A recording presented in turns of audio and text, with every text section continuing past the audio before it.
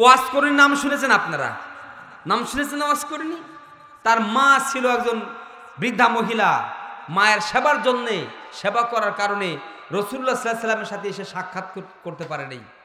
রসুলের কাছে চিঠি লিখেছিল, ইয়া রাসূলুল্লাহ সাল্লাল্লাহু আলাইহি সাল্লাম, আমার মা অসুস্থ, আমার মাকে দেখাশোনার মতো কোনো লোক নাই। আমি যদি এই মাকে রেখে আপনার কাছে যাই তাহলে আমার মা অভুক্ত অবস্থায় থাকবে, তার দেখাশোনার কেউ নাই, হয়তো সে মারাও যেতে পারে। এমত অবস্থা আমার কি করা উচিত? আমি কি আপনার সাথে সাক্ষাৎ করব না মায়ের দেখাশোনা করব? চিঠি লিখলো কার কাছে? রাসূলুল্লাহ সাল্লাল্লাহু আলাইহি ওয়াসাল্লামের কাছে। সে যে মহল্লায় থাকতো, কারনুন এলাকায়, ওই কারণী বলে না, কারনুন নামক স্থানে অবস্থান করতো, সেইখানে চিঠি লিখেছে। চিঠির জবাব আছে, ওয়াজ কারণী, তুমি তোমার মায়ের সেবা করো, আমার সাথে তোমার সাক্ষাতের দরকার নেই। তার মানে আমার সাথে সাক্ষাতের করা চাইতেও তোমার মায়ের সেবা করা বেশি জরুরি, কারণ তোমার মাকে দেখার মতো তো কেউ নাই, আছে নাকি? কেউ নেই। অথচ ওই ওয়াজ কারণী জীবনে রাসূলুল্লাহ সাল্লাল্লাহু আলাইহি ওয়াসাল্লাম দেখা করতে পারেন নাই, কিন্তু উহুদের ময়দানে রাসূলুল্লাহ সাল্লাল্লাহু আলাইহি ওয়াসাল্লামের দাঁত ভেঙে গিয়েছিল। এই সংবাদ তিনি যখন কারনুন নামক স্থান থেকে শুনতে পেয়েছিলেন, উনিও ওই রাসূল দাঁত ভাঙার কিরকম কষ্ট পেয়েছে সেই কষ্টটা অনুভব করার জন্য তিনি তার নিজের দাঁতটা ভেঙে ফেলে দিয়েছিলেন। নিজের দাঁত ভেঙে ফেলেছেন, তারপরে মনে করলেন নবীর কোন দাঁত ভাঙছে আর আমি ভাঙলাম কোনটা? নবীর ভাঙছে যেটা, আমার মনে হয় সেটা ভাঙা হয় নাই। উনি তারপরে কল্পনা করলেন আমি যেটা ভেঙেছি নবীর মনে এইটা ভাঙে নাই, নবীর মনের পাশেরটা ভাঙছে। এইটা মনে করে তিনি তার পাশের দাঁতটা ভেঙে দিলেন। তারপর আবার চিন্তায় পড়ে গেলেন, আমি যেটা ভাঙলাম নবীর যদি এইটা না ভেঙে অন্যটা ভেঙে থাকে তাহলে আমার তো সেটা ভাঙ্গা হলো না। তারপর তিনি তার পাশেটা ভাঙলেন। এরকম ভাঙতে ভাঙতে তার যতগুলো দাঁত ছিল নবীর মহাব্বতে সবগুলো দাঁত ভেঙে ফেলেছিল। রাসূলুল্লাহ সাল্লাল্লাহু আলাইহি ওয়াসাল্লাম ইন্তেকালের পূর্বে একটা জামা হযরত আলী আর ওমরকে বলছিলেন যে আমার এই জামাটা তোমরা ওয়াজ কারণীর কাছে পৌঁছায় দিবা। কারনুন নাম স্থানে যে কিছু আলামত বলে দিয়েছিলেন রাসূল। রাসূল সাল্লাল্লাহু আলাইহি ওয়াসাল্লাম ইন্তেকালের পরে ওসমান বলছে, আলী আর ওমর এই দুইজন সে জামা নিয়ে ওয়াজ কারণীর কাছে পৌঁছানোর জন্য চলছেন। খুঁজতে খুঁজতে খুঁজতে এক পাহাড়ের কাছে দেখলে কতগুলো ছাগল টগল এগুলো রেখে বেড়াতেছে, পাগলের মতো মানুষ মনে হচ্ছে। তাদের কাছে মনে হচ্ছে এখন পাগল। দেখে নামাজ কালাম পড়তেছে, দাঁড়ায় থাকলেন দীর্ঘক্ষণ পর্যন্ত ওয়াজ করে নামাজ পড়তেছেন। নামাজ থেকে যখন অবসর গ্রহণ করলেন তখন ওমর বলতেছে, ও আল্লাহর বান্দা, আমরা তোমার সাথে কিছু সাক্ষাৎ করতে চাই, কিছু কথা বলতে চাই, আমাদের একটু সময় দেওয়া যাবে নাকি? হ্যাঁ বলে, হ্যাঁ সময় দেওয়া যাবে। তা পরিচয় জিজ্ঞেস করলে পরিচয় ওমরও দিলেন, আলীও দিলেন যে আমি রাসূলের জামাই। আর ওমর বলেন আমি রাসূলের শ্বশুর, আমি ওমর আর আমি আলী। ভালো করে দেখে ওস কোন কাজে ওমর রাসূলের সাহাবী, আলী রাসূলের সাহাবী, আমার তো বিশ্বাস হচ্ছে না। কে বলতেছে কোন? কে বলতেছে? ওয়াজ কোনে বলতেছে আমার তো বিশ্বাস হচ্ছে না। ওমর বলে কেন বিশ্বাস হচ্ছে না? কেন কেন কেমন করে বিশ্বাস হয়? আমি তো তোমাদের মুখের দিকে তাকায় আছি, মুখের দিকে তোমার একটা দাঁতও দেখি পড়ে নাই, নড়ে নাই, সবগুলো দাঁত আছে। আলী তোমারও তো সবগুলো দেখতে পাচ্ছি, কিন্তু রাসূলের যে দাঁত ভেঙে গেল ওই দাঁত ভাঙার সুন্নাত তো তুমি আদায় করো নাই। আদায় করছে? আদায় করেন। রাসূলের জিহাদের ময়দানে, যুদ্ধের ময়দানে শত্রুর সাথে মোকাবেলা করতে যে ইসলামকে প্রতিষ্ঠিত করার জন্য দাঁত পর্যন্ত ভেঙেছে, তোমার দাঁত ভাঙছে কই? তারপর তিনি তারা লজ্জিত হলেন, তার কাছে ক্ষমা চাইলেন যে আমরা তো বিষয়টা এভাবে ভাবি নাই, আমরা তো এই বিষয়টা এভাবে চিন্তা করি নাই। ওয়াজ করে বললেন, ও নবীর সাহাবীরা, তোমরা রাসূলকে দেখেছো, তোমরা রাসূলুল্লাহ সাল্লাল্লাহু আলাইহি সাল্লামের গর্বিত সাহাবী, কিন্তু আমি সাহাবী হতে পারলাম না। রাসূলের কাছে জানতে চেয়েছিলাম আমি মায়ের সেবা করব নাকি আপনার সাথে সাক্ষাৎ করব। আমার রাসূল আমার কাছে চিঠিতে জানাই আছে তুমি তোমার মায়ের সেবা করো, আমার সাথে সাক্ষাৎ করার দরকার নাই, তোমার মায়ের সেবা করা এখন জরুরি। আমি এইটা মনে করে রাসূলের সাথে জীবনের সাক্ষাৎ পর্যন্ত করতে পারি নাই। কিন্তু উহুদের ময়দানে রাসূলুল্লাহ সাল্লাল্লাহু আলাইহি ওয়াসাল্লামের দাঁত ভেঙে গিয়েছিল। আমি যখন এই সংবাদ শুনতে পেয়েছি, আমার একটা দাঁত ভেঙে ফেলেছি, তারপরে মনে করেছি রসুলের দাঁত ভেঙেছিল কোনটা আর আমি ভাঙলাম কোনটা। যেটা রসুলের ভেঙেছে আমার হয়তো সেটা ভাঙ্গা হয়নি, এই জন্য আমি তার পাশেটা ভেঙেছি। তারপরে মনে হচ্ছে এটা মনে ভাঙে নাই, অন্যটা ভেঙেছে, তার পাশেটা ভেঙেছি। এরকম ভাঙতে ভাঙতে আমার সবগুলো দাঁত রসুলের জন্য আমি উৎসর্গ করে দিয়েছি। তাহলে মহব্বত করে যে, ভালোবাসে যে, সেই তো রসুলের উম্মত, সেই তো রসুলের অনুকরণ করে। আমরা ওরকম মহব্বত করতে পারি না, ভালোবাসতে পারি না, অনুকরণও করতে পারি না। একজন সাহাবী না, একজন পাহলান, বীর সেনানী, খুব কুস্তিগির, নাম হলো জুনায়েদ বাগদাদি। নাম কি বলেন? জুনায়েদ বাগদাদি। বাগদাদ নগরে তার মতো পাহলান কেউ ছিল না। কুস্তি করে, লড়াই করে তার সাথে কেউ পারত না, এমন কুস্তিগির ছিল। তা রাজা বাদশাদের তো আগের রাজা বাদশাহ যারা ছিল তাদের কাম কাজ তো বেশি ছিল না, ওই লড়াই টড়াই, গরু দৌড়, ঘোড় দৌড়, তারপরে কুস্তিগির, এটা ওটা খেলাধুলা করেই দেখে দেখে তাদের সময় কাটত। বাগদাদের মধ্যে বাদশাহ ঘোষণা করে দিয়েছে, ও বাগদাদের লোকেরা শুনে রাখো, একা জুনাইদ আর কতদিন বাগদাদের নেতৃত্ব দেবে, কতদিন পর্যন্ত সে বাগদাদের মধ্যে সেরা হবে। বাগদাদের মধ্যে এমন কি কোনো মানুষ নাই জুনায়েদের সাথে লড়তে পারে, কুস্তি লড়তে পারে? এরকম কোন মানুষ আছে নাকি? জুনায়েদের সাথে লড়াই করে জিততে যে পারবে তাকে এত এত পুরস্কার প্রদান করা হবে। বাদশা ঘোষণা করে দিয়েছে যে জুনায়েদের সাথে যে জিততে পারবে। এক সময় জুনায়েদ চ্যাম্পিয়ন ছিল, এখন তো নিউ জেনারেশন এসেছে, নতুন নতুন জেনারেশন, শক্তিশালী যুবক আসছে, জুনায়েদকে হারায় দেওয়ার মতো মানুষও তো হতে পারে না। এই জন্য বাদশা মনে করলেন যে দেখি এতদিনে জুনায়েদকে পরাজিত করার মতো আর একজন বীর আমার দেশে হয়েছে কিনা। এই জন্য তিনি ঘোষণা করে দিলেন বিরাট অঙ্কের পুরস্কার দেওয়া হবে জুনায়েদের সাথে যে জিততে পারবে। সারাটা দেশের ভিতরে এরকম সংবাদ দিয়ে দিয়েছে। সংবাদ দেওয়ার পর বিভিন্ন জায়গা থেকে বিভিন্ন মানুষ আসছে, বিভিন্ন জায়গা থেকে বিভিন্ন মানুষ আসছে জুনায়েদের সাথে লড়াই করার জন্য, কুস্তি করার জন্য। কিন্তু একজন যুবক জুনায়েদের সাথে লড়াই করে জিততে পারল না। কেউ পারল না। সারা বাগদাদ শহরের ভিতরে এমন কোন মানুষ নাই জুনায়েদের সাথে জিততে পারে লড়াই করে, কুস্তি করে। তারপরে জুনায়েদ একেবারে অপরাজিত চ্যাম্পিয়ন হয়ে যায়। বাদশা ঘোষণা করলো আমার এই মজলিসের ভিতরে বা এই খেলাধুলার এই ময়দানের ভিতরে এমন কেউ কি আর আছো যে জুনায়েদের সাথে লড়বা? এক কঙ্কাল সারে ব্যক্তি, বুড়া মানুষ, ধাক্কা দিলে মক্কায় চলে যাবে এরকম এক মানুষ, সে আইসে বলে আমি জুনায়েদের সাথে লড়াই করব। কার সাথে লড়াই করবে? কোন? জুনায়েদের সাথে। এর আগে কিন্তু তাগড়া তাগড়া যুবক যেগুলো ছিল সবগুলো হারে গেছে। আর এই বুড়ো খেটখেটে লোক, গায়ে বল নাই, হাঁটার মতো শক্তি নাই, না খেয়ে কঙ্কাল সার হয়ে গেছে, সে এখন জুনায়েদের সাথে মানুষ হাতে তালি দিতেছে। কি পাগল নাকি? এরকম ভাবে বিভিন্ন কথাবার্তা বলতেছে। তারপরে সে বলতেছে আমি লড়াই করব জুনায়েদের সাথে, যুদ্ধ করব, কুস্তি করব, আমি লড়ব। মানুষজন মনে করে এই বুড়ো তো যদি জুনায়েদের এক আছাড় খায় ওরে তার খুঁজে পাওয়া যাবে না, আজিমপুরে টিকিট কাটা লাগবে না। সবাই ভীত সন্তুষ্ট গেছে যে আগে জায়গার সাথে লড়ছে তারা তো মারধর খাইলো, বাইসে ছিল, আর এই বুড়ো মানে এক আঘাতেই মানে শেষ হয়ে যাবে। কিন্তু জুনায়েদের সাথেই বুড়ো একান্তে কিছু কথাবার্তা বললেন, একান্তে কিছু কথাবার্তা বলছে। ফিসফিস করে কি যিনি জুনায়েদের কানে কানে বলছে। এরপরে দুইজন দুই দিক যে লড়াই শুরু হয়ে গেছে। লড়াই শুরু হয়ে গেলে কিছুক্ষণের ভিতরে দেখালো এই জুনায়েদ হেরে গেছে ওই বৃদ্ধ লোকের কাছে। হারছে কে বলেন?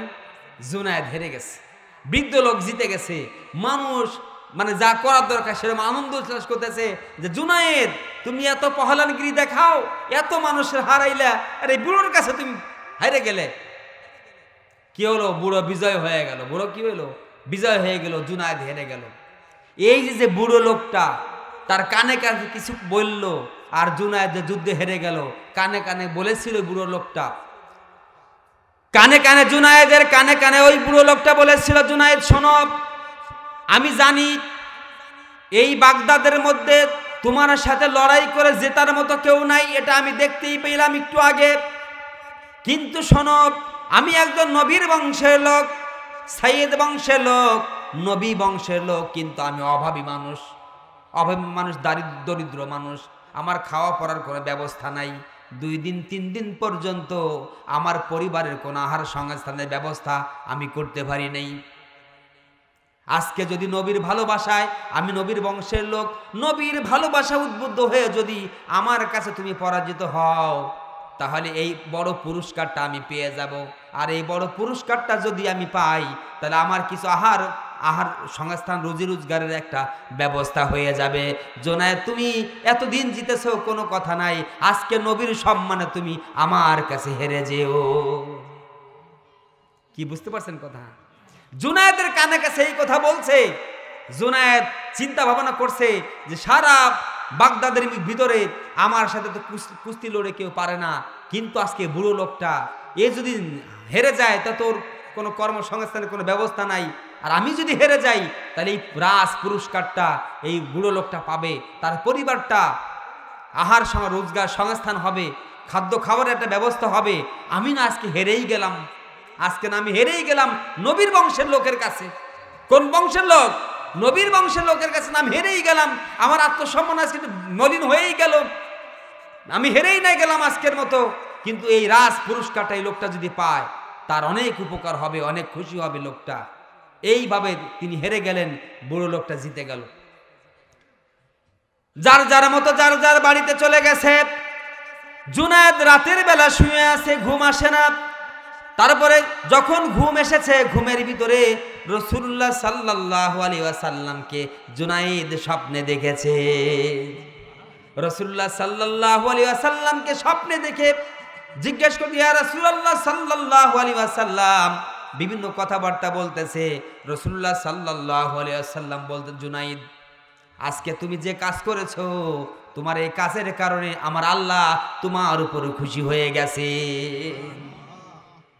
তুমি নিজের সম্মান, আত্মসম্মানকে বিসর্জন দিয়ে আমার বংশের একজন লোকের জন্য তুমি তোমার আত্মসম্মান ভুলুণ্ঠিত করে দিয়েছো। আমার প্রতি ভালোবাসা দেখাইয়া তুমি যে কাজটা করেছো, আল্লাহর কাছে এই কাজটা অনেক বড় হয়েছে। আল্লাহ সুবহানাহু ওয়া তাআলা বলেছেন আমার কাছে যে জুনায়েদ যেন শুধু এই কুস্তিগির না, এই বাগদাদের মধ্যে যেন শ্রেষ্ঠ ওলি হয়ে যায়। সুবহানাল্লাহি বিহামদি। কি হয়ে যায়? শ্রেষ্ঠ ওলি হয়েছিলেন না? এমন ওলি হয়েছিলেন যে এখনের মানুষ জুনায়েদ বাগদাদি বললেই বোঝা যায় উনি একজন বিখ্যাত আল্লাহর ওলি। এমন ওলি। এক লোক এসে বলতেছে, বাগদাদের এসে বলতেছে, জুনায়েদ রে বলতেছে, হুজুর অনেক দিন তো বৃষ্টি বাদল হচ্ছে না, আল্লাহর কাছে দোয়া করেন যেন আল্লাহ আমাদের এনে বৃষ্টি বাদল দিয়ে আমাদের এই পরিবেশে শান্ত করে দেন। ফসলাদি কিছু হচ্ছে না, সব নষ্ট হয়ে যাচ্ছে, কিছু বপন করা যাচ্ছে না, একটু দোয়া করেন। জুনায়েদ বাগদাদি বলতেছে, না, আল্লাহর সাথে এখন আমার সম্পর্ক ভালো নাই। কি ভালো নাই? কি কথা বুঝতেছেন আমার? বলতেছে আমার সম্পর্ক এখন ভালো নাই, আমি দোয়া করলেও কাম হবে না, আমি যা করি আল্লাহ তার উল্টো করে। তবুও মানুষ ছাড়ে না, বলে না হুজুর একটু দোয়া করেন। তাকে দোয়া করাই লাগবে। তাই ঠিক আছে, আমার এই কাপড়গুলো ধুয়ে রোদ্রে শুকাইতে দাও। একজন যে খাদেম কাপড় ধুইছে, ধোয়ার পরে রোদ্রে শুকাইতে দিছে। যেই রোদ্রে শুকাইতে দিছে, একটু পর দেখে মেঘ কোন জায়গায়, তাই সে একদম সব ভিজে দিতেছে। কেন? জুনায়েদ বাগদাদি বলছিলাম না যে আমি যা করি আল্লাহ তার উল্টো করবে না। দেখো আমি কাপড় শুকাইতে দিছি, আল্লাহ সব কাপড় আমার ভিজিয়ে দিয়ে গেল। আমি দিলাম কাপড় শুকাইতে, আর আল্লাহ তার উল্টো করে আমার কাপড়গুলো ভিজাই দিয়ে গেল। তা ভিজাই দিয়ে গেল মানে কি? বৃষ্টি নামলো কি নামলো না? লোকজনের চাহিদা কি ছিল? তাহলে আল্লাহর সাথে তাদের সম্পর্ক কেমন পর্যন্ত হয়ে গিয়েছিল? কিসের কারণে? রসুলের প্রতি একটু ভালোবাসা, মহব্বত দেখাইয়া নিজের আত্মসম্মান বোধকে বিসর্জন দিয়ে আল্লাহ নবীর বংশের একজন মানুষকে সম্মান দেওয়ার জন্য বা খাদ্য খাবারের সংস্থান দেওয়ার জন্য, পুরস্কৃত করার জন্য এইটুকু বিসর্জন তিনি দিলেন, আল্লাহর দরবারে তার কত দাম বেড়ে গেল। এজন্যই বলি যে যে যাকে মহব্বত করে ভালোবাসে তার অনুকরণ করে। আমার আল্লাহ তাই বলছেন, ও পৃথিবীর মানব মণ্ডলী, তোমরা যদি আমাকে মহব্বত করতে চাও, আমাকে ভালোবাসতে চাও, তাহলে আমার নবীর অনুসরণ করো। সুবহানাল্লাহ। আমার নবীর যদি অনুসরণ করো, নবীকে যদি মহব্বত করো, নবীকে যদি ভালোবাসো, আমি আল্লাহ সুবহানাহু ওয়া তাআলা তোমাদেরকে মহব্বত করব, তোমাদেরকে ভালোবাসবো। সুবহানাল্লাহ। তা আমাদের নবীরকে ভালোবাসার দরকার আছে না নাই? নবীকে অনুসরণ করার দরকার আছে না নাই? কিন্তু আমরা তো নবীর অনুসরণ করার দরকার আছে, মহব্বত করার দরকার আছে, মুখে মুখে বলি, কিন্তু কাজের বেলায় ঠন ঠন, কাজে কামে তো দেখা যায় না। মুখের দিকে তাকাইলে আল্লাহর নবীর সুন্নত কিন্তু দেখা যায় না। আছে না মানুষ এরকম? হ্যাঁ, আচ্ছা আমি একটা এক্সাম্পল দিই আপনাদের কাছে। আপনাদের বিরক্ত লাগতেছে নাকি? অসুবিধা হচ্ছে না তো? একটা এক্সাম্পল দেই। আমার অথবা আপনার যাই মনে করেন, আপনার একটা ছেলে আছে, এই ছেলেটা ঢাকাতে লেখাপড়া করে, ঢাকায় বা খুব একটা ভালো একটা ছেলে, দেখতে যেরকম সুন্দর, লেখাপড়া সেরকম খুব ভালো মানের, একদম আপনার অতি প্রিয় একজন সন্তান। আপনি তাকে খুব মহব্বত করেন, ভালোবাসেন, তার জন্য গৌরব অনুভব করেন, মানুষের কাছে তার প্রশংসা করেন, এবং তার আপনার যে বংশের একটা বাতি, এই কথা আপনি মানুষের কাছে প্রচার করে বেড়ান। কিন্তু দেখা গেল আপনি খুলনা শহরে বেড়াইতে গেছেন, আপনার ছেলে থাকে ঢাকায়, আপনি বেড়াইতে গেছেন কোন জায়গায়? ভালো করে বলেন কোথায়? খুলনায়। এখন খুলনায় যায় দেখেন কি, হায় হায়, আমার ছেলের নাম আব্দুর রহমান, ও জায়গায় একটা ছেলে তার নাম আব্দুর রহমান। আমার ছেলের যেরকম চেহারা, এই আব্দুর রহমানের ঠিক সেরকম চেহারা। আমার ছেলের ঢাকাতে যেরকম পোশাক আশাক পরে, এই ছেলেরা সেরকম পোশাক আশাক পরে। আমার ছেলের কথাবার্তা যেরকম, এই ছেলের কথাবার্তা সেরকম। আমার ছেলের আচার ব্যবহার যেরকম, এর আচার ব্যবহারটা সেরকম। মানে ছেলের থেকে একবার নিখুঁত, সম্পূর্ণ 100% মিল আছে, অমিল নাই এক জায়গাও। এরকম যেটা ছেলে খুলনাতে যে দেখা হয়, আপনার মহব্বত তার প্রতি বাড়বে না কমবে? হ্যাঁ, ওরে আর মহব্বত করতে মন চাবে না। আর আপনি বলে হায় হায় রে, এদি অবিকল আমার আব্দুর রহমান, অবিকল আমার আব্দুর রহমান। বলবে তোমার একদম আপনার ওই ছেলেকে যেরকম মহব্বত করতেন, ওরকে দেখার সাথে সাথেই আপনার ঠিক ওরকম একটা মহব্বত জাগ্রত হবে, যে বুঝবে কিনবে না। আপনার মনে চাইবে আমার ছেলেরকে যে খাওয়াই, আহারে ওরও আমি একটু হোটেলে খাওয়াই, বরে কিছু আপ্যায়ন করি, আদর আপ্যায়ন করি, এরকম মনে চাবে কি চাবে না বলেন? চাবে, সত্যি চাবে। অনেকে কথা বলতেছে না যে চাবে না, তাই কথা বলতেছে না, পরে তো বিপদ আছে, এই জন্য কথা বলতেছে না। চাবে, মন চাবে। এখন এই যে উদাহরণ শেষ। এখন আল্লাহ রাসূলুল্লাহ সাল্লাল্লাহু আলাইহি সাল্লামকে দুনিয়ায় পাঠাইছেন, তার যেরকম চেহারা সুরত, তার যেরকম দাড়ি, তার যেরকম পোশাক আশাক, তার যেরকম কাপড় চোপড়, তার যেরকম কথাবার্তা, তার যেরকম লেনদেন, সব কিছু 100% অন্য একজন উম্মত সেই কাজগুলো করে। অন্য একটা উম্মত, নবীর একজন উম্মত সেই কাজ করে। রসুলের প্রতি আল্লাহর ভালোবাসা আছে না নাই? আছে। তাহলে ঠিকই রসুলের মতো যদি সব কিছু ওই লোকটা করে, আল্লাহর মহব্বত সেই লোক পাবে কি পাবে না? কথা বুঝছেন? পাবে। এখন যদি রসুলের সাথে সব কিছুতেই যদি তার মিল না থাকে, তাহলে পাইলেও মহব্বত 100% হবে না।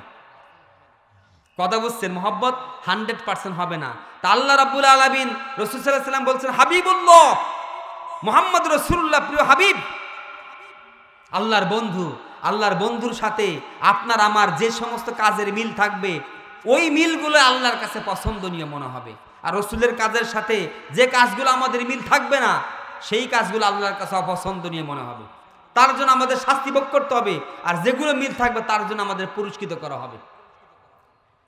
এজন্য তো আল্লাহ রাব্বুল আলামিন বলেন, নবী শোনো, যে মানুষগুলো আমাকে ভালোবাসতে চায়, মুখে বললেই হবে না, আমাকে ভালোবাসতে চাইলেই হবে না, আমার ভালোবাসা প্রমাণ হবে ও নবী তোমাকে যদি অনুসরণ করে, তোমাকে যদি মান্য করে, তোমার কথা মতো যদি চলে, তোমার আনুগত্য যদি করে, তোমাকে যদি ফলো করে, তাহলে আমি আল্লাহ সুবহানাহু ওয়া তাআলা তোমাকে যেমন ভালোবাসি, মহব্বত করি, আমার ওই বান্দাকে ওরকম মহব্বত করব, ওরকম ভালোবাসবো।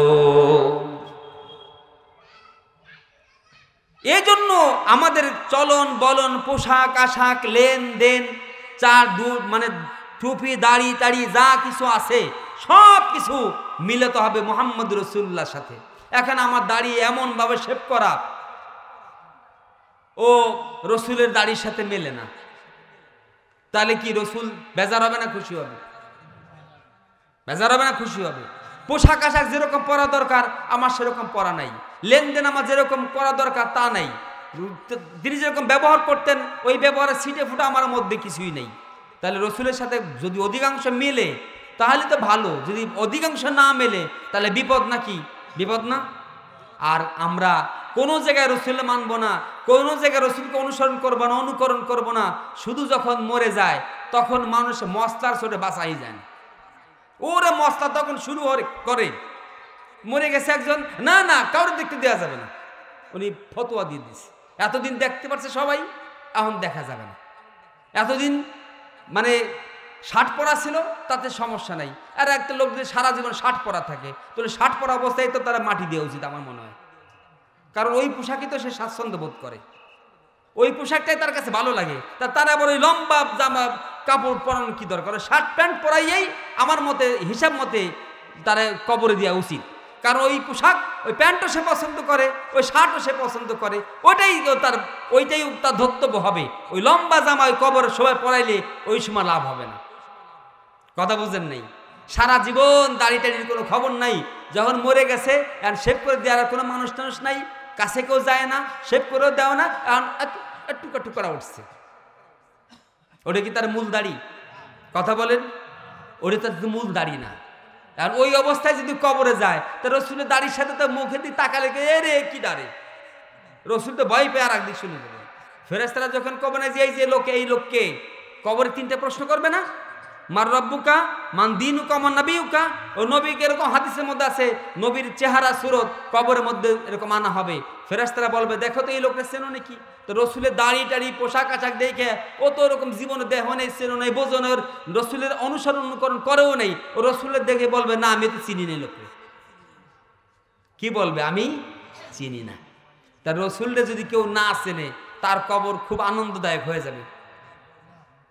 এজন্য আমার কথা আপনারা মাইন্ড করেন না, খারাপও ভাইবেন না, আমি বুঝার জন্য বললাম যে সব জায়গায় রসুলকে অনুসরণ করতে হবে, অনুকরণ করতে হবে, তাহলেই আল্লাহর ভালোবাসা পাওয়া যাবে।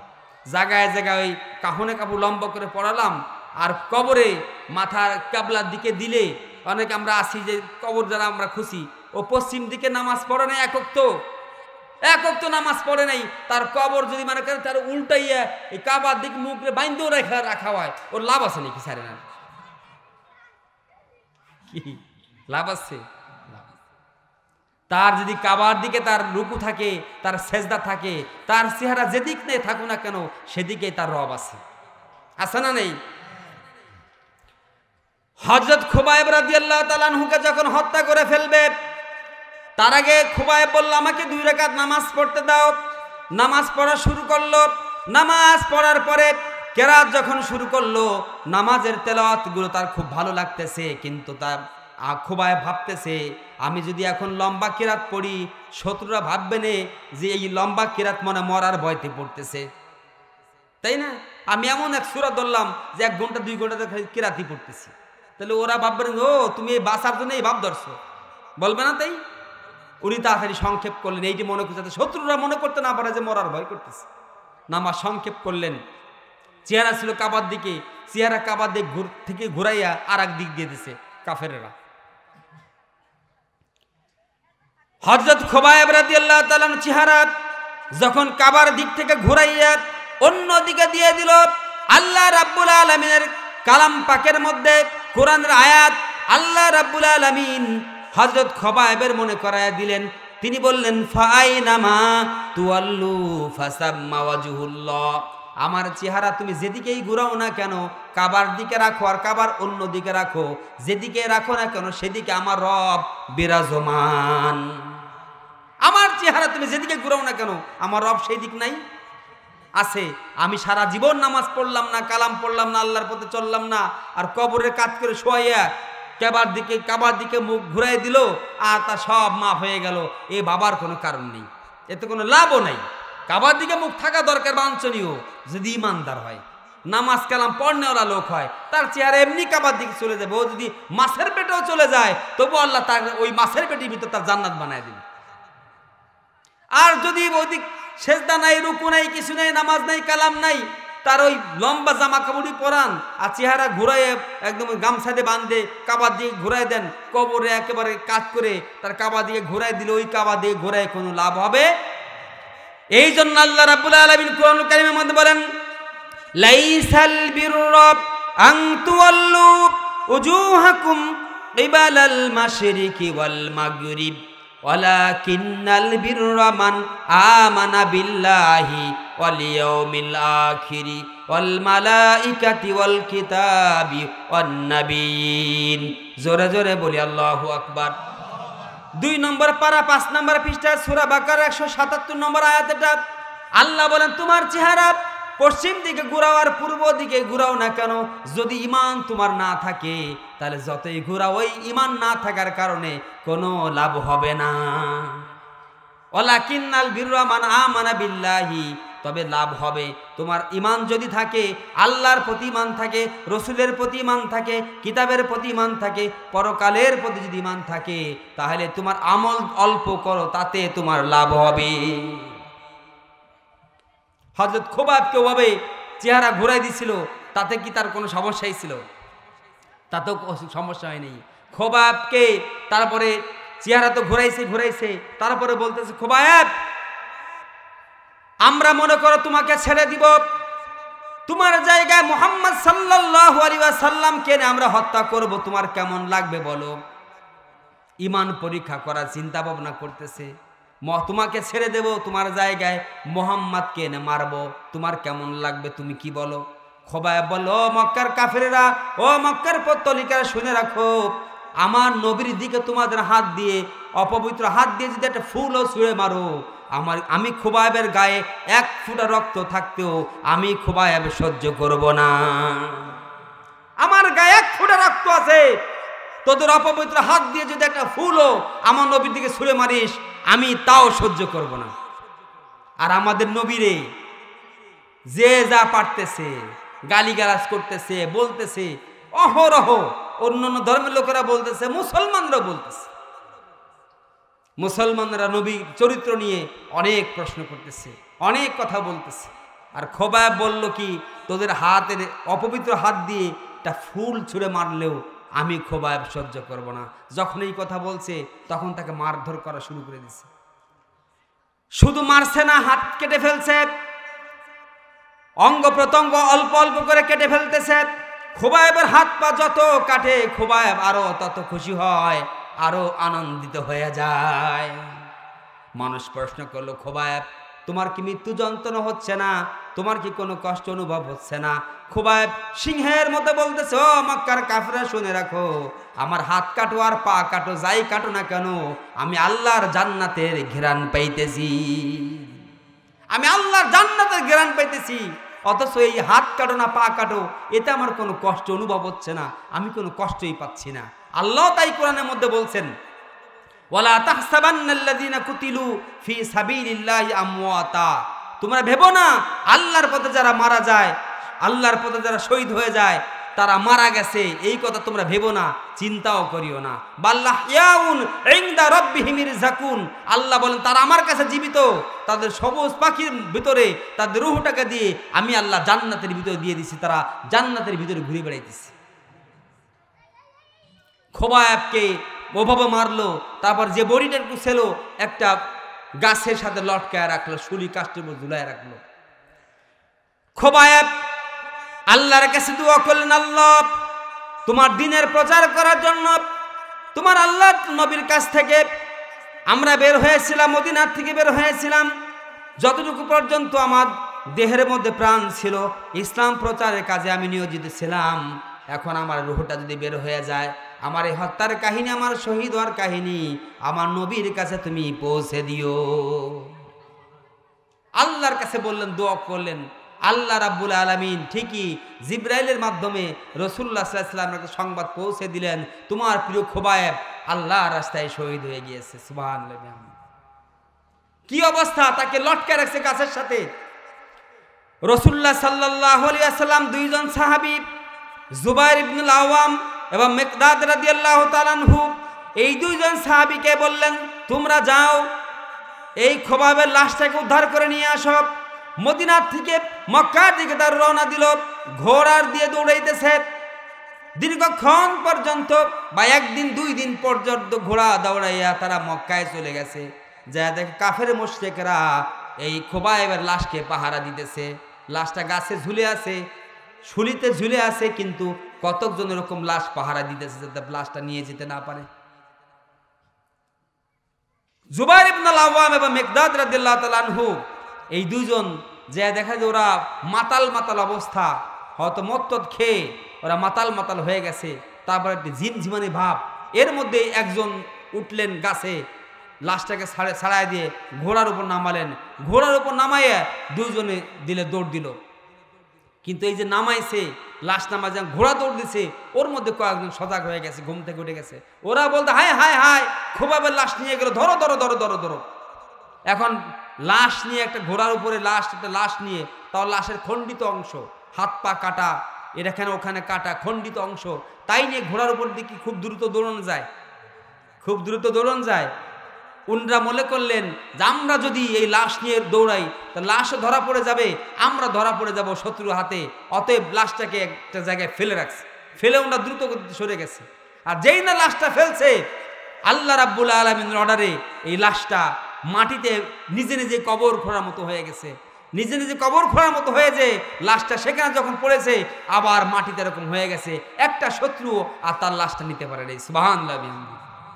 এই জন্য খোবাব রাদিয়াল্লাহু তাআলার কবর কোথায় পৃথিবীর কোনো মানুষ জানে না।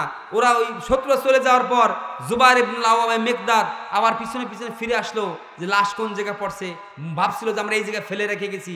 সেখানে আসে অনেক খোঁজাখুঁজি করলো, কোনো দিন তার আর লাশটা পাওয়া গেল না। এজন্য তাকে বালিউল আরদ বলা হয়। জমিন তাকে নিজের স্বভাবে, কোনো মানুষের কবর খোঁড়া লাগে নাই, জমিন আল্লাহর অর্ডারে নিজে নিজেই কবর খুঁড়ে তার লাশটাকে দাফন করে দিয়েছেন। আল্লাহ নিজেই খোবাইব রাদিয়াল্লাহু তাআলা আনহুর লাশটাকে দাফন করে দিয়েছেন। সুবহানাল্লাহ বিহামদিহি। এই জন্য আল্লাহ সুবহানাহু ওয়া তাআলা কোরআনুল কারীমের মধ্যে বলেন, যালিকা বিআন্নাল্লাহা মাওলাল্লাযীনা আমানু ওয়া আন্নাল কাফিরিনা লা মাওলা লাহুম।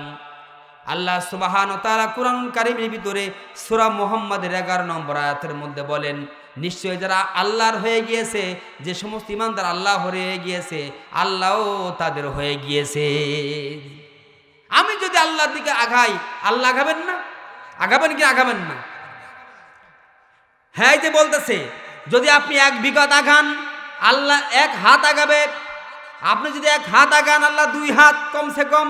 আপনি যদি আল্লাহর দিকে হেঁটে হেঁটে আগান, আল্লাহ সুবহানাহু ওয়া তাআলা ডাক দিয়ে বলেন, ফা ইন্নী করিবুন, ও বান্দা আমি তোমার নিকটে আছি, যা চাও আমি তোমাকে তা প্রদান করব। আমি আল্লাহ সুবহানাহু ওয়া তাআলা তোমার প্রত্যেকটা ডাকে সাড়া প্রদান করব। যদি আপনারা দেখেন, ইতিহাস তো আপনারা জানেন, হযরত ইউনূস আলাইহিস সালাতু ওয়াস সালাম, আল্লাহ বলছেন যে ইউনূস, তোমার এই জাতিকে আমি ধ্বংস করে দেব, তুমি প্রস্তুত থাইকো, কিন্তু তুমি চলে যাইও তা বলে নাই, বলছে কি তুমি প্রস্তুত থাইকো। ইউনূস আলাইহিস সালাম ভাবছেন যে আমার মনে হয় এই এলাকা ছেড়ে চলে যেতে বলছে, এই এলাকা যেহেতু গজব দিয়ে আল্লাহ ধ্বংস করে দেবে, তা থাকলে তো আমিও গজবের মধ্যে পড়ে যাব, অথবা আমি এলাকা থেকে চলে যাই। আল্লাহর অনুমতি না নিয়ে উনি এলাকা ছেড়ে চলে গেলেন। এইটুকু শুধু তার মানে আল্লাহর অর্ডারটা না নিয়ে তিনি চলে গেলেন। আল্লাহ এটাকেই ইউনূস আলাইহিস সালামের খুব বড় আকার দোষ মনে করলেন। গেছে যে একটা জাহাজে উঠে পালায় চলে যাবে, মানে ওই এলাকা ছেড়ে চলে যাবে জাহাজে। জাহাজে এমন তুফান শুরু হয়েছে যে তুফানে মানে জাহাজ ডুবেই যায়। তো অনেক লোক আছে, তার ভিতরে একজন বলতেছে যে কোনো মানুষ মনে হয় তার মনিবরে ফাঁকি দিয়ে, তার মালিকরে ফাঁকি দিয়ে আমাকে এই জাহাজে মানে উঠেছে, এজন্য এই জাহাজ এরকম নড়বড় করতেছে। সে যদি থাকে তাহলে ডুবে মরা ছাড়া আমাকে উভয় নেই, এই লোককে খুঁজে বের করো। কে আসো এমন, তার মনিবরে চোখে ফাঁকি দিয়ে চলে যাচ্ছে। এখন মনিবরে ফাঁকি দিয়ে যাচ্ছে কে, কি বলবে? ইউনূস আলাইহিস সালাম চিন্তা করলেন যে মনিবরে ফাঁকি দিয়ে তো আমিই যাচ্ছি, আমার তো আল্লাহ যেতে বলে নাই, আমি তো মনিবরে ফাঁকি দিয়ে যাচ্ছি। উনি বললেন যে আমি যাচ্ছি। তা ওই লোকরা বলে ঠিক আছে, একে নদীতে না ফেলানো পর্যন্ত আমাকে একজন মানুষ কিন্তু বাঁচবো না, সবগুলো নৌকাতে তলায় মরে যাবে, একে ফেলে দেওয়া পানির মধ্যে। ওকে পানির ভিতরে ফেলে দিছে, পানির ভিতরে ফেলে দিলে সাঁতার উপর চলে গেছে। আপনার তাহলে ওয়াজ শুনতেছেন, বোঝা যাচ্ছে না? পানির ভিতরে পড়ছে, বিরাট এক মাছ খেয়ে ফেলছে, সেই মাছটা আবার আর এক মাছে খাইছে, এরকম ইতিহাসও আছে। এক মাছ ইউনুসকে খেয়ে ফেলছে, তাহলে সেই মাছটা কত বড়, আর সেই মাছটা খেয়ে ফেলছে আর একটা মাছে, তাহলে সেই মাছটা কত বড়। এখন ইউনুস আলাইহিস সালাম মাছের পেটের ভিতরে যাওয়ার পর অনুভব হয়েছে যে বিপদে এইবার পড়ছি, আর উদ্ধার করার কেউ। আল্লাহ রাব্বুল আলামিন ঘটনাটা সূরা আম্বিয়ার মধ্যে বলেন, ওয়াজান্নুনি ইয যাহাবা মুগাদিবান ফাযান্না আল্লান নাকদিরা ফানাদা ফিল যুলুমাতি আল্লা ইলাহা ইল্লা আনতা সুবহানাকা ইন্নী কুনতু মিনাল জালিমিন। পড়েন না একটু, লা ইলাহা ইল্লা আনতা। এই কয়জনের মুখস্থ আছে না? সবার মুখস্থ আছে, সবার মুখস্থ আছে। এর দোয়া ইউনুস বলে, তাই না? দোয়া ইউনুস সবার মুখস্থ রাখেন, কোন সময় বিপদ আপদ এসে পড়তে ঠিক নেই কার, এই যে মুখস্থ রাখা ভালো। ইউনুস আলাইহিস সালাম মাছের পেটে যাওয়ার পরে বুঝলেন, এখন যদি পীর সাহেবরা ডাকি, পীর সাহেব শুনবে নাকি? প্রেসিডেন্টে ডাকলে, মন্ত্রী এমপি ডাকলে শুনবে, মেম্বার চেয়ারম্যান ডাকলে তাও উত্তর দেবে। ইউনুস আলাইহিস সালাম বুঝলেন, আল্লাহ ইলাহা ইল্লা আনতা, তুমি ছাড়া আমাকে বাঁচানোর মতো আর কেউ নাই। এটা অনুভব করলেন, আল্লাহর কাছে ডেকে বলল, আল্লাহ আমি অপরাধ করেছি, আমি অন্যায় করেছি, ইন্নী কুনতু মিনাজ জালিমিন, আমি জুলুম করেছি আমার নফসের উপরে, অন্যায় করেছি, ভুল করেছি, তোমার অনুমতি না নিয়ে আমি চলে গেছি। আমার এই বিপদ, এখন এই বিপদ থেকে তুমি উদ্ধার না করলে আমার বাঁচার আর কোনো কায়দা আছে? ইউনুস আলাইহিস সালাম মাছের পেটে গেলেন, পৃথিবীর কোনো ডাক্তার শুনল না, কোনো কবিরাজ শুনল না, কোনো প্রেসিডেন্ট শুনল না, কোনো কেউ শুনল না। নাকি শুনল? কেউ শুনল না। আল্লাহ সুবহানাহু ওয়া তাআলা আরশের মালিক আরশ থেকে ইউনুস আলাইহিস সালামের ডাক শুনে ফেললেন। আরশ থেকে শুনলেন, আরশ থেকে শুনে আল্লাহ সুবহানাহু ওয়া তাআলা কুরআনুল কারীমের মধ্যে বলছেন, ওয়ানাজাইনাহু, আমি তাকে রক্ষা করলাম। কি করলাম? ওয়ানাজাইনাহু মিনাল গম্মি, মহা বিপদ থেকে। ফাস্তাজাবনা লাহু ওয়ানাজাইনাহু, আমি ইউনুস আলাইহিস সালামের ডাকে সাড়া দিলাম এবং তাকে মুক্ত করে দিলাম মিনাল গম্মি, কঠিন মুসিবত থেকে, বিপদ থেকে। ওয়াকাযালিকা নুনজিল মুমিনিন। আল্লাহ রাব্বুল আলামিন বলেন, ও দুনিয়ার মানুষ, ইমানদাররা, তোমরা যদি বিপদে পড়ে কোনো সময় ডাকো, আমি আল্লাহ সুবহানাহু ওয়া তাআলা যেমন করে মহা বিপদ থেকে ইউনুস আলাইহিস সালামকে বাঁচিয়ে দিয়েছিলাম, আমি আল্লাহ রাব্বুল আলামিন তোমাদেরকে তেমন করে বাঁচিয়ে দিব। আর ইউনুস আলাইহিস সালাম যদি মাছের পেটের ভিতর এরকম না ডাকতেন, আল্লাহ কি করতেন তাও কোরআনের অন্য আয়াতের মধ্যে বলে দিয়েছেন। আল্লাহ রাব্বুল আলামিন বলেন, ফালাউলা আন্নাহু কানা মিনাল মুসাব্বিহিন লালাবিসা ফি বাতনিহি ইলা ইয়াউমি ইবআসুন। আল্লাহ রাব্বুল আলামিন বলেন, ওই মাছের পেটের ভিতরে যদি ইউনুস আলাইহিস সালাম তাসবিহ না পড়তেন, আমার গুণকীর্তন না করতেন, আমার প্রশংসা না করতেন, আমার কাছে যদি ক্ষমা না চাইতেন, আমি ইউনুস আলাইহিস সালামকে কিয়ামত পর্যন্ত ওই মাছের পেটের ভিতরেই রেখে দিতাম। কে বলছেন? আল্লাহ বলছেন, কিয়ামত দিবস পর্যন্ত আমি ইউনুস আলাইহিস সালামকে মাছের পেটের ভিতরে রেখে দিতাম, আমি তাকে মুক্ত করতাম না। কিন্তু তিনি তাসবিহ পড়েছেন, গুণকীর্তন করেছেন, প্রশংসা করেছেন, আমার কাছে ক্ষমা চেয়েছেন, আমি আল্লাহ সুবহানাহু ওয়া তাআলা তাকে ক্ষমা করে দিয়েছি। এই জন্য আল্লাহ সুবহানাহু ওয়া তাআলা কঠিন বিপদ থেকে উদ্ধার করবেন আমাদের, যদি আমরা নবীর সুন্নাতগুলো ভালো করে অনুকরণ করি। তা না হলে করবেন না।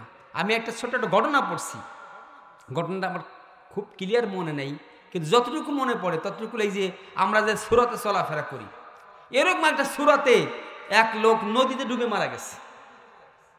কিসে ডুবে মারা গেছে? নদীতে ডুবে মারা গেছে, একদম ক্লিন শেপ করা, প্যান্ট শার্ট ইনটিন করা। এখন যে এলাকায় মারা গেছে ওই এলাকা হিন্দু অধ্যুষিত এলাকা, মানে হিন্দুদের বসবাস বেশি, মুসলমানের সংখ্যা খুবই কম, কিন্তু ওই লোকটা মুসলমান। ওই লোকটা কি? মুসলমান। কিন্তু এখন হিন্দু এলাকায় যে মারা গেছে, এখন অনেকেই বলতেছে এই লোক হিন্দু, আবার মুসলমান দুই একজন আছে তারা কয় না এই লোক মুসলমান। তাহলে এই লোক মুসলমান না হিন্দু? তার মুখ দেখে টের পাওয়া যাচ্ছে, তার জামা দেখে, তার প্যান্ট দেখে, কোনো কিছু দেখে বোঝা যাচ্ছে না যে হিন্দু না এটা মুসলমান। তাহলে ও মুসলমান, তুমি একজন মুসলমান, আমি একজন মুসলমান। মুসলমান হলে তার অন্তত এমন কিছু আলামত থাকা দরকার, যদি মরেও যায় গাড়ির তলে পড়ে, পানিতে পড়ে, বিভিন্ন অ্যাক্সিডেন্ট হয়ে, তাও যাতে মানুষ বুঝতে পারে আমি একজন মুসলমান, যাতে তার জানাজাটা পর্যন্ত হয়। আর যদি মুসলমান তোমাকে দেখে যদি মোটেই চেনা না যায়, বোঝাই যদি না যায় তুমি হিন্দু না মুসলমান, তাহলে তোমার এমন আছে যে আগুনে পুড়ায় তোমার দাহ করায় গঙ্গায় ভাসায় দিতে পারে, দেয় না? দিতে পারে। তারপরে এই লোকরে ওরকম করছে, এখন বলে যে আলামত তো কোনো জায়গায় পাওয়া যাচ্ছে না, তাহলে মুসলমানের একটা চিহ্ন আছে, সেইটা দেখে বোঝা যাবে যে মুসলমান না হিন্দু। তা বুঝছেন ব্যাপারটা? বুঝছেন যে লজ্জাজনক কোন জায়গায় গেছে? যার লজ্জায় স্থান দেখে মুসলমান শনাক্ত করা লাগবে, এরও মুসলমান আমরা হয়ে গেছি। আমি খুব খারাপভাবে বললাম না, নর্মাল ভাবে বললাম। তাহলে অবস্থাটা কি আমাদের কোন জায়গায় গেছে? আল্লাহ সুবহানাহু ওয়া তাআলা এজন্য বলছেন ওয়াতিউল্লাহ ওয়া রাসূলাহু ইদখিলহু জান্নাতিন তাজরি মিন তাহতিহাল আনহারু খালিদিনা ফিহা ওয়া যালিকাল ফাওজুল আযীম। সূরা নিসা 13 নম্বর আয়াত, 4 নম্বর পারা, 19 নম্বর পৃষ্ঠার 1 নম্বর 2 নম্বর লাইন। আল্লাহ রাব্বুল আলামিন বলেন, যারা আল্লাহর কথা শুনবে, আল্লাহর কথা মতো চলবে, নবীর সুন্নাত অনুযায়ী চলবে, ইদখিলহু জান্নাতিন, আল্লাহ অবশ্যই তাকে জান্নাতের মধ্যে ঢুকায় দিবেন। কোথায় ঢুকাবেন? জান্নাতে ঢুকায় দিবেন। তাজরি মিন তাহতিহাল আনহার, যার তলদেশ দিয়ে নদীসমূহ প্রবাহিত, প্রসবনসমূহ, ঝর্ণাসমূহ প্রবাহিত, এরকম জান্নাতে আল্লাহ ঢুকায় দিবেন আল্লাহর আনুগত্য করলে, রাসূলের আনুগত্য করলে। আল্লাহ বলেন খালিদিনা ফিহা, এই জান্নাতে সে চিরকাল থাকবে। জান্নাতে গেলে কয়দিন পরে বেরিয়ে যেতে মন চাইবে? মন চাবে? দুনিয়ার আপনি এমন কোন ভালো জায়গা আছে যে সেইখানে এক সপ্তাহ থাকার পরে মনে চাবে না, দূরে হেন আর ভালো লাগতেছে না? এরকম কোন জায়গা আছে আর যে আপনি 1 সপ্তাহ 2 সপ্তাহ থাকবেন, যতই দৃষ্টিনন্দন নান্দনিক স্থান হোক, চিত্তাকর্ষক এলাকা হোক, তারপরে বলবেন যে না আর ভাল লাগতেছে না, এখন অন্য জায়গায় যাই। আপনি চট্টগ্রাম যান, সিলেট যান, ওই জাফলং যান, আর অন্য বান্দরবন যান, ঘোরাঘাড়ি পরে তা বলবো না এখান থেকে অন্য জায়গায় চলে যাই। অথচ আল্লাহর জান্নাতে যে একবার যাবে, খালিদিনা ফিহা লা ইয়াবগুনা আনহা হিওয়ালা, তার কোনোদিনই মন চাবে না জান্নাত থেকে বের হয়ে যাইতে। সুবহানাল্লাহ বিহামদি। তারপর আল্লাহ রাব্বুল আলামিন কুরআনুল কারীমের মধ্যে বলছেন ফামান কানা ইয়ারজু লিকা রাব্বিহি ফালইআমাল আমালান সালিহাও ওয়ালা ইশরিক বিইবাদাতি রাব্বিহি আহাদা। সূরা কাহাফের শেষ আয়াত 16 নম্বর পারা 4 নম্বর পৃষ্ঠার 1 নম্বর এবং 2 নম্বর লাইন। আল্লাহ বলেন, যারা আল্লাহর সাথে সাক্ষাৎ করতে চাও তারা দুনিয়ার জীবনে ভালো আমল করো। বলছেন কে? ভালো আমল কি?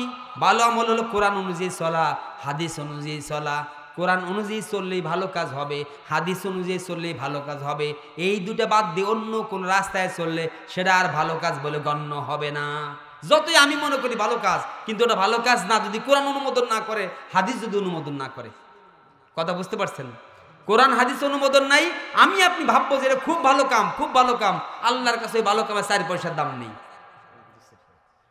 আল্লাহ রাব্বুল আলামিন তাই বলছেন, নিশ্চয়ই যারা আল্লাহর সাথে সাক্ষাৎ করতে চাও তাদের কাজ হলো ভালো আমল করতে হবে, কুরআন হাদিস অনুযায়ী চলতে হবে। আল্লাহ সুবহানাহু ওয়া তাআলার সাথে কাউকে শিরক করা যাবে না, আল্লাহর সমকক্ষ কাউকে ভাবা যাবে না। ভাবা যাবে, আমরা এমনি বলি যে ভাবা যাবে না, তারপর কথা বলি যে আল্লাহ উপরে আল্লাহ আছে, নিচে ইল্লাহ আছে, বলি কি না? বলি। ডাক্তারের কাছে দিয়ে এই মুহূর্তে না নিয়ে হতো রুগীটা মরিয়ে গেছিল। কি ডাক্তারই রুগীরে বাঁচাইছে? কে বাঁচাইছে? ও এখন কইতেছে আল্লাহ। কোন গাড়িতে অ্যাক্সিডেন্ট হয়েই গেছিল প্রায় সামান্য। আল্লাহ রাব্বুল আলামিন বলেন, ওয়ামাইয়াবতাগি গায়রাল ইসলামি দীনান ফালাই ইকবালা মিনহু ওয়া হুয়া ফিল আখিরাতি মিনাল খাসিরিন।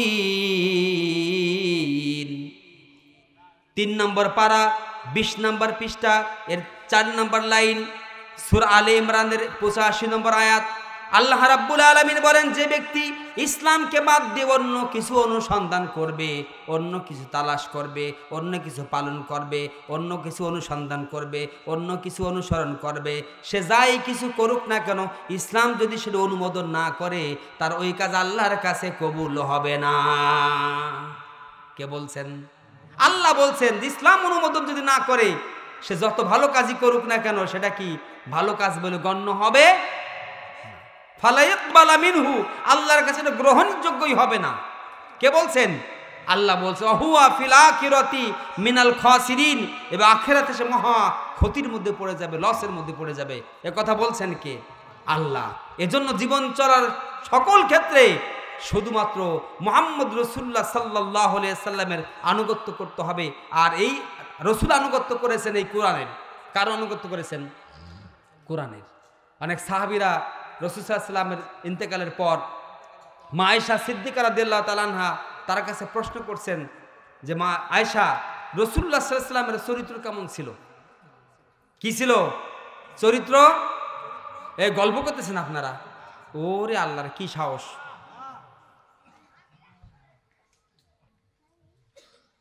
আল্লাহর নবীর চরিত্র কেমন ছিল?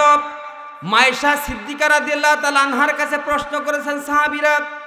মা আয়েশা সিদ্দিকা রাদিয়াল্লাহু তাআলা আনহা বলেন, ও নবীর সাহাবীরা, শুনে রাখো, তোমরা কি কোরআন তেলাওয়াত করো না? বলে, হ্যাঁ কোরআন তেলাওয়াত করি। বলে, কোরআন যদি তেলাওয়াত করো, কোরআনের মধ্যে যা কিছু আছে ওটাই হলো নবীর চরিত্র।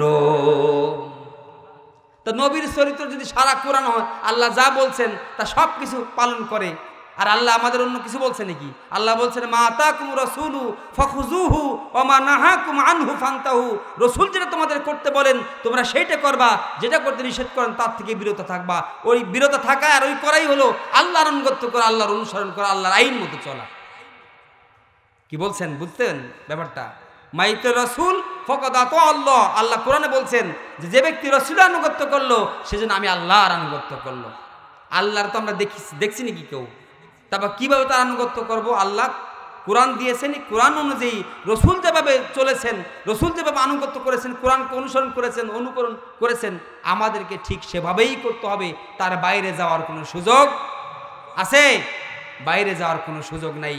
এই জন্য আল্লাহ সুবহানাহু ওয়া তাআলা কোরআনুল কারীমের মধ্যে আমি যে আয়াত তেলাওয়াত করেছিলাম সেখানে আল্লাহ বলেন, ও পৃথিবীর মানবমণ্ডলীকে নবী তুমি বলে দাও, আমাকে যদি কেউ ভালোবাসতে চায়, আমি আল্লাহকে যদি কেউ মহব্বত করতে চায়, আমার রাসূলের যেন আনুগত্য করে, রসুলকে যেন মেনে নেয়, রসুলের ইত্তেবা করে, অনুসরণ করে, রসুলকে যেন ফলো করে। যদি রসুলকে ফলো করে, অনুসরণ করে, অনুকরণ করে, আমি আল্লাহ সুবহানাহু ওয়া তাআলা তাদেরকে ভালোবাসবো। কে ভালোবাসবেন? আল্লাহ। আল্লাহ বলেন, আমি তাদের গুনাহগুলো মাফ করে দেব। আমি তাদের গুনাহগুলো কি মাফ করে দেব। তাহলে গুনাহ মাফ করার জন্যে আর আল্লাহর ভালোবাসা পাওয়ার জন্য আনুগত্য অনুকরণ করতে হবে কার? রসুলের। আনুগত্য অনুসরণ করতে হবে রসুলের। আর রসুলের অনুসরণ করলেই ওটা আল্লাহর অনুসরণই হবে। রসুলের আনুগত্য করলে কার অনুসরণ? আল্লাহর অনুসরণ। আল্লাহ কোরআনে বলছেন তো।